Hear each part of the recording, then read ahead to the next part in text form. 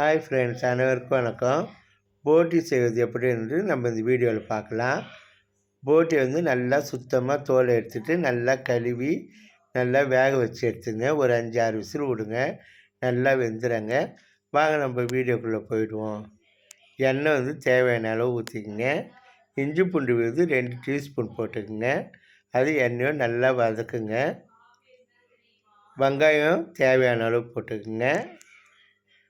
தக்காளி தேவையான அளவு சேர்த்துக்குங்க. பச்சை மிளகா ஒன்று போட்டுருக்கேன். ஏன்டா மிளகாத்தூள் போடுறதால. மிளகாத்தூள் 1 ஸ்பூன், கரம் மசாலாத்தூள் 1 ஸ்பூன், ஜீரகத்தூள் 1 ஸ்பூன், மிளகுத்தூள் 2 டீஸ்பூன், பெப்பர் தேவையான அளவு சேர்த்துக்குங்க. நல்லா வதக்குங்க. நல்லா வதங்கணும். நல்லா வதங்கணும். வெங்காயம், தக்காளி, தேங்காய் 3 அரைச்சி கொஞ்சம் சேர்த்துக்குங்க. வேறு லெவலில் இருக்குங்க டேஸ்ட்டு. அதையும் இதோடு சேர்த்து நல்லா வதக்குங்க. நல்லா வதங்கணும். இந்த போட்டி கேட்டு 1 வாரம் ஆச்சுங்க. தௌஃபிக்ன்ற பையன் 1 வாரம் சேர்ந்து தான் கொண்டு வந்து கொடுத்தான். கடலப்பயிறு 50 கிராம் ஊற வச்சு சேர்த்துக்குங்க. சீக்கிரமாக வெந்துடும்.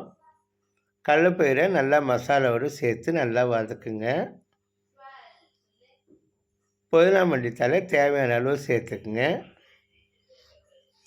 நல்லா இப்போ வதங்கட்டும். நல்லா வதங்கணும். வேக வச்ச போட்டி இதோடு சேர்த்துக்கலாம். போட்டி நல்லா சுத்தமாக கிளியராக நல்லா வெந்திருக்கு பாருங்கள். நல்லா மசாலாவோடு இந்த போட்டியை போட்டு நல்லா கிளறுங்க. வேறு லெவலில் இருக்குங்க இந்த டேஸ்ட்டு. இப்போ மூடி எடுத்து நல்லா மூடி விட்டுடலாம். பாருங்கள், வாசனையாகவும் இருக்கும், நல்லா வெந்தும் இருக்கும். சாப்பிடுவோம் ரொம்ப டேஸ்ட்டாக இருக்கும்.